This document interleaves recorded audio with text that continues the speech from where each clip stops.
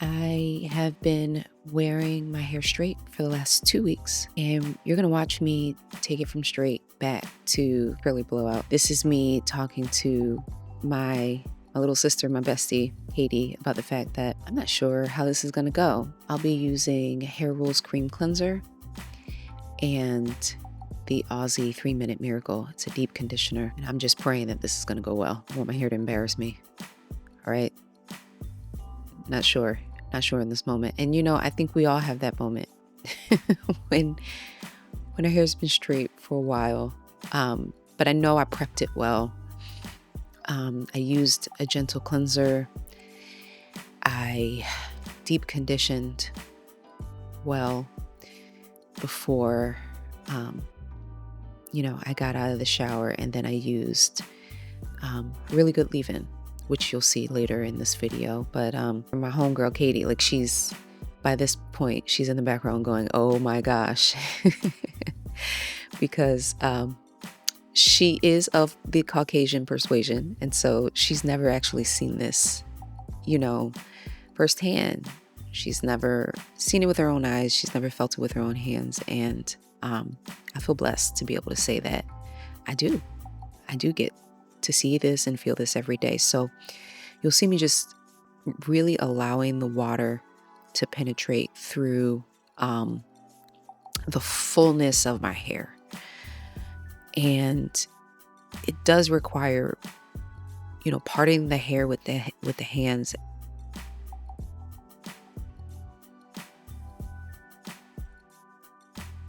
Curly hair does not allow, oil and water to just travel in a straight linear path through its thickness. And so it really requires that we be a little bit more diligent and articulate with our hands in order to make sure that water and product go where they need to go, that they get all the way down to the scalp, and that the hair that's toward the nape of the neck, lying underneath, gets access to product.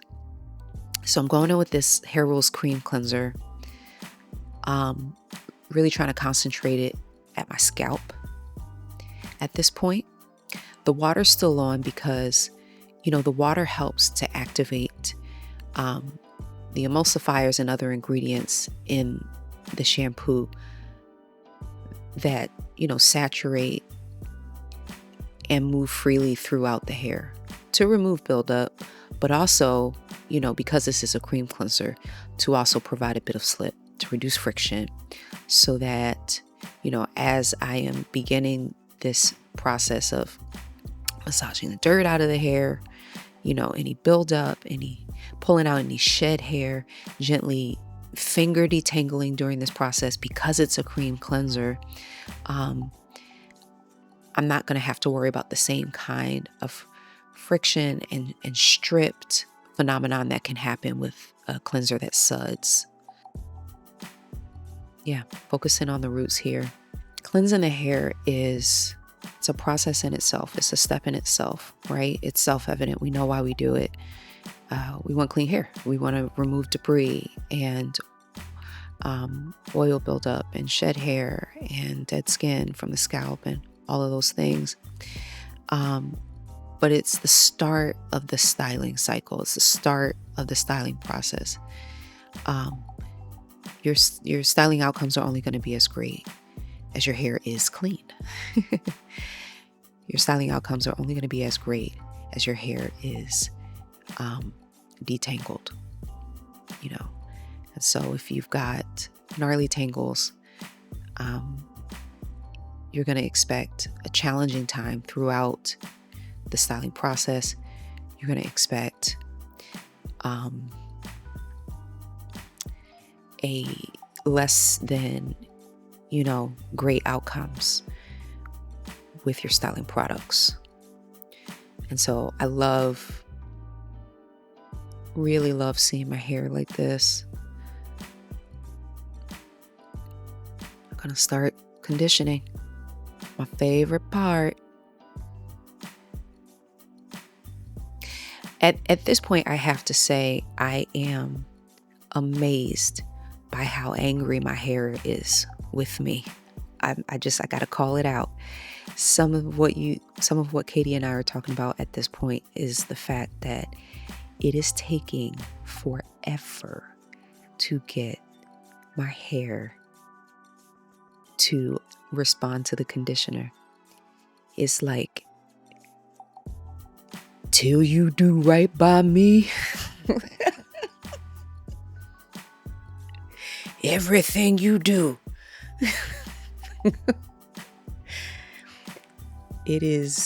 My hair's not happy. And I can feel it. I can feel it underneath my hands. And so, seeing the hair respond to water is one thing, but lived experience and this intrinsic understanding of, where your hair is on a day-to-day basis, it doesn't actually happen with your eyes. It happens first and foremost, sensory wise, it happens with your hands.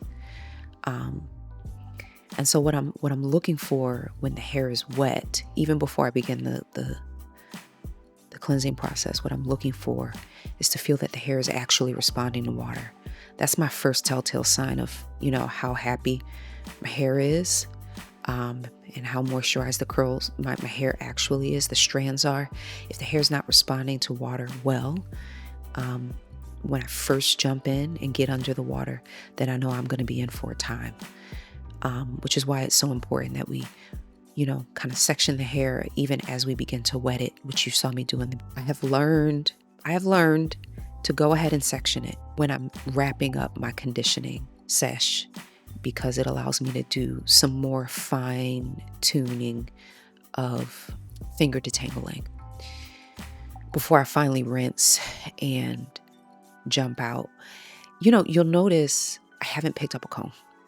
And Katie noticed that by the time we had jumped out of the shower, she noticed like, whoa, you never used the comb. And it was because my hair was straight.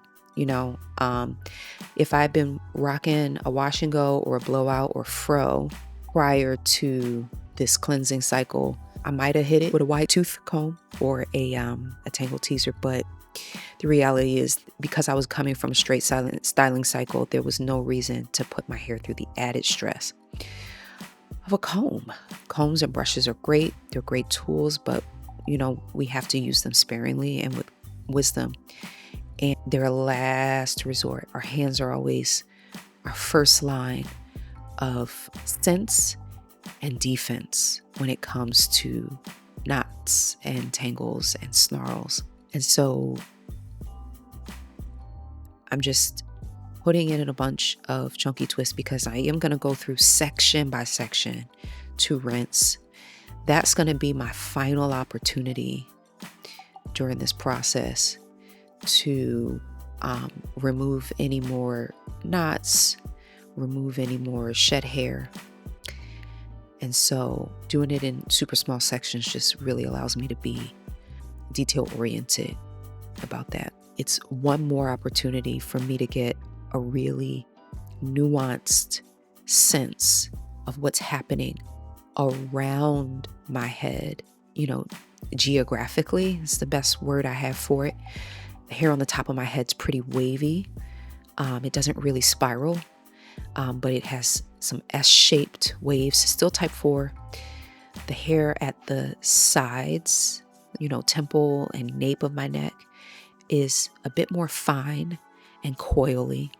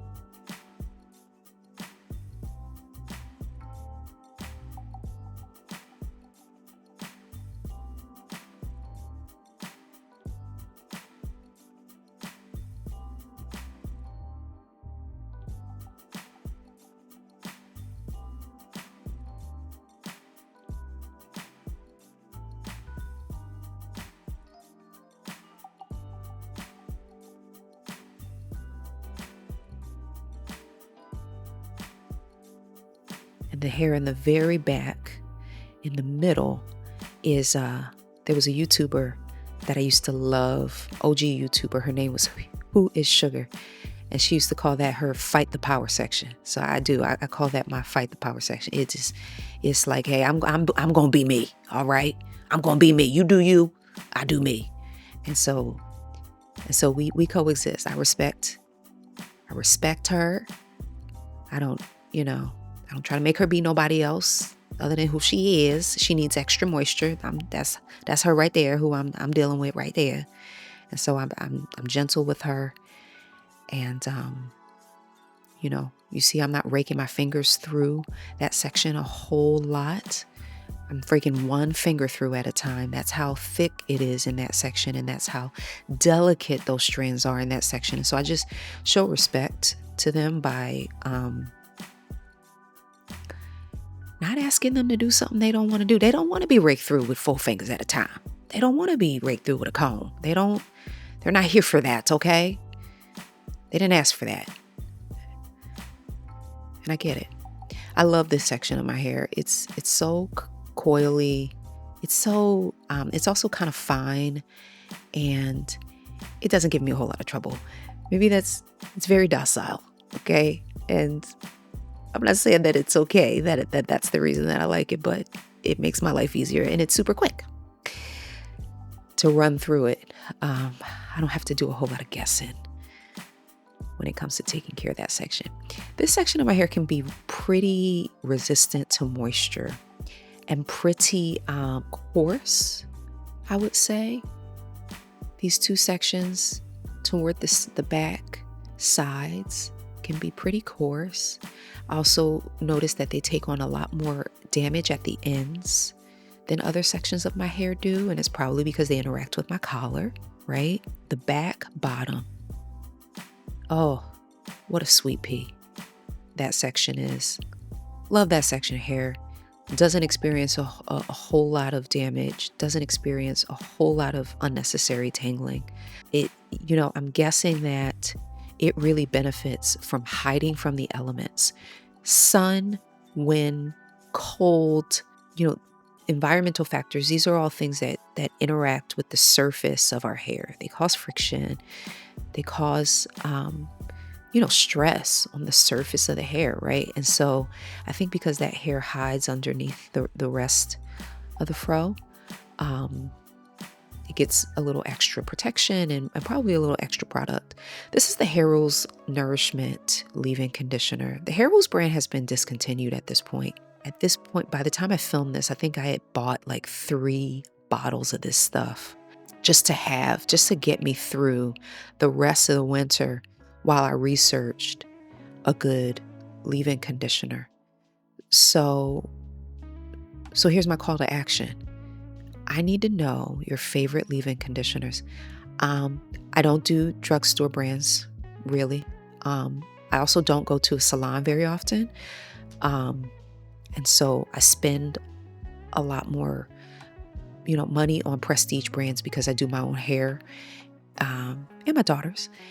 To splurge in that way, if it means that I'm getting more bang for my buck, more juice for the squeeze to pay for, a relatively clean product with high performance. And the Rules products, they really are the gold standard for producing the kinds of results that I look for. Well-nourished, happy hair. I'm just going to say it. That it is what it is. Well-nourished, happy hair. And then from there, it's really just up to the outcome that I'm looking for. I'm typically looking for definition and sustainable elongation that doesn't compromise dryness. Happy hair. And when I say hair, I'm going to be talking about non-straight texture. Happy hair curls. Next layer down in the framework, moisturized hair curls. Okay. Next layer down in the framework, wet hair curls. And so when we begin to talk about shrinkage and elongation, what we're really talking about process wise, what we're talking about is how we balance well moisturized hair whose character is to curl and bend with dry hair, meaning in a dry state or in a dry condition, right? Well moisturized hair that presents with an elongated pattern. And so we walk a fine balance, which is why it's so important that we use products that mitigate drying properties, like cleansers that suds and conditioners that penetrate the surface of the hair well, and that we, most of all, utilize best practices at every step of the styling cycle to moisturize. I developed this method a couple of years after starting my frequent co-washing journey. I developed this wash and go blowout. I considered, branding it a wash and blow, but for obvious reasons, I decided that I really didn't want to associate those words with my brand together. Okay, stay focused.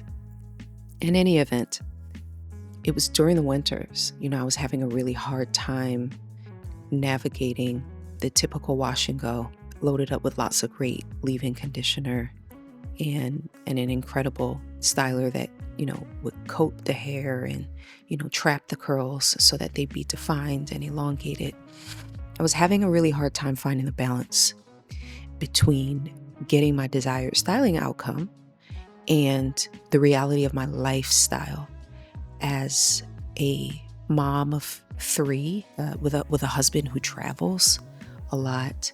And I also work and pursue other things, right? And so my desired styling outcomes, they really weren't matching up to my lifestyle in a way that felt fulfilling, in a way that allowed me to walk in alignment with my overall, desire to look cute, but not at a cost to my sleep or the time that I spend with my family. And so I had gotten up early one day to meet a friend on a Saturday morning, needed to do something super quick with my hair, knew that, the co-wash and style process would really only take me 20 minutes. I just needed an extra 15 to dry my hair. And so I took a shot, in throwing it in a bunch of Bantu knots like you see here at the end of that shower, and then hopping out, hitting them with some leave-in conditioner and the tension blow dry method. And I've been wearing my hair like this in the winter for the last couple of years. And so essentially it is a wash and go. And ironically, this wash and go is from start to finish in terms of dry time is faster than, the typical way that you think of a wash and go. It's faster because number one, I'm not using as much product on the hair. And so that's cutting down the amount of time that it takes to dry the hair. And number two, I'm drying it in smaller sections as opposed to underneath a hooded dryer, which I would typically do, or using a diffuser. In that case, it takes about an hour of active dry time plus a couple of hours afterwards, because I never dry it down to a crisp under the dryer or with the diffuser. I don't have time for that. I've really enjoyed the evolution of the problem solving that it took to find this happy medium. My goal styling outcomes are definition and elongation without crunch. I don't like crunch. I remember when I first started my natural hair journey in high school.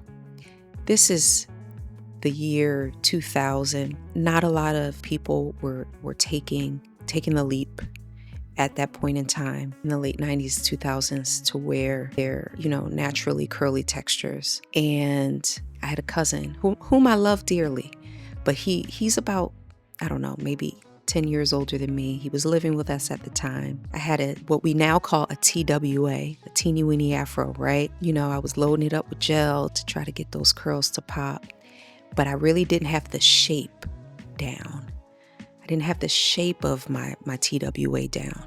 And a lot of us who are facing less than desirable styling outcomes when we first do our big chop, it's because we haven't learned a lot about how to master the shape, the cut of the hair, the silhouette of the hair, based on the shape of our head, based on the texture of our hair and the different ways that they curl or zigzag or spiral around different parts of the head, the different rates at which different parts of the hair or the scalp grow. You know what I'm talking about. Hair grows differently at different rates around the head, right? These are all factors that play into the shape that we ultimately achieve once the hair has been styled and is dry post product application, right? So back to my story. I really hadn't mastered the shape down, and so it was giving mini fro mullet is what it was giving. It was giving short on the top and sides and a little longer in the back, bottom, the nape of the neck. And so my cousin, my dear beloved cousin, he noticed this, and he decided that it was hilarious. He called me Easy E. He said, I look like I had a jerry curl. I look like I was letting my soul glow. He said, I look like Eric LaSalle from Coming to America. And he said, if I lean back on the couch, will I leave a wet spot and a bunch of jerry curl juice? And so, he said, I look like a boy. And so essentially that was a little traumatic. And I know we've all got those traumatic stories in our hair journey, both in our natural hair journey and prior to. But that was where I really learned that something was amiss. And I think what I internalized was that something was amiss with me. And as I went on this journey of frequent co-washing, what I learned was that something was amiss with my mindset. Something was amiss with my expectations. Something was amiss with my routines, the rules and myths I believed about my hair, what it was capable of, and how it should look. Yeah, something was amiss with that. Wasn't nothing wrong with me though. Something was wrong with the shape of that hair. That shape had to go. And so ultimately, guys, for the shape of my head, what I needed was longer on the top, shorter on the sides and at the back and the nape of the neck, and a taper that meets into a triangle down at the nape of my neck above my tattoo. Based on my desired styling outcomes, the rate at which my hair grows, how the different patterns in my hair curl and coil, how they all come together to create one cohesive picture. A tapered style is what I find the most attractive on me with short hair. I love it. I got pictures of it, and I'll share them one day. The journey that I took to finally achieving and walking out a short, curly, natural hair style. It's not exactly a fro. I don't really do fros. That's not my desired styling outcome. For real. Every now and then, I want to give a big hair don't care. Okay. A sign of protest. Okay. A sign of, I'm here. Take me as I am. I defy gravity. Every now and then I'll serve it up. But for the most part, I really love hair that swings. I love long hair. I love hair that comes down past my shoulders. That's what I'm aiming for, guys. So hopefully you'll watch me do that for the first time since my kids were really young. I did achieve it a while ago, but I hadn't yet awoken to the truth, both in mindset and routine. I hadn't yet awoken to the truth of the importance of frequent co-washing and wetting the hair. And so my hair ultimately died on the vine. If you think of our scalp as the vine and our hair as the fruit, so many of us, I think, are really going through that and don't have the resources, both mentally, emotionally, and practically. And so that's what I'm here for. This is practical support for your mindset, to transform your mindset, to transform your routine into something that allows you to achieve your goal, ideal styling outcomes. And I know I've used a lot of phrases and a lot of terms over the course of this video that you might not have heard yet used together in this context. But I think if you get curious and you lean in with me, that you might find your story being validated. Some of the emotions you've had in your natural hair journey, you might feel validated in.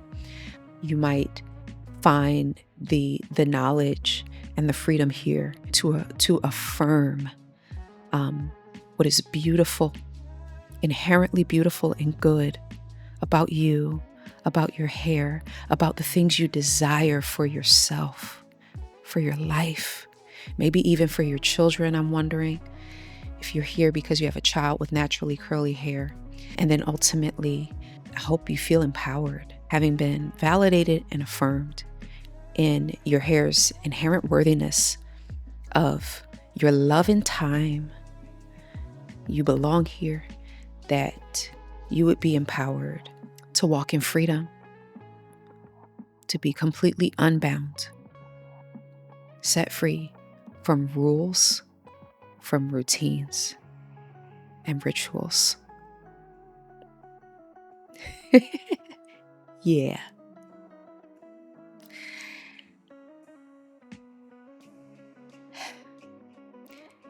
I am not a natural hair, guru. I'm not a natural hair activist, but I am for you. I am for the way you were naturally created to be. I believe that it is inherently good, and I just desire to help you see that all of your styling outcomes are perfectly well within your reach. And all you need to do is believe that and align your routine with your lifestyle in a way to achieve moderate, consistent success. In that, I wear my hair straight, I wear it blown out, I wear it in the wash and go, I wear it in this wash and blow. A saving grace in my life, someone I greatly admire, Anthony Dickey. He says, you want to be able to be the switch it up girl. That's one of the things he loves about Black women, that we love being the switch it up girl. And that's definitely me. My hair is always going to be different, so I'm always going to come in with something. I'm always going to a curveball, okay? I was going to throw a curveball. And that's the beauty and the versatility of having non-straight texture. You truly can do everything from straight to tightly coiled with, less effort than even straight textures. And I know there's a myth that our hair takes more effort. It doesn't. It takes a knowledge of its character and its nature, and a willingness to believe that it is worth your love and your time. And I'm here to tell you that your hair is worth your love and your time.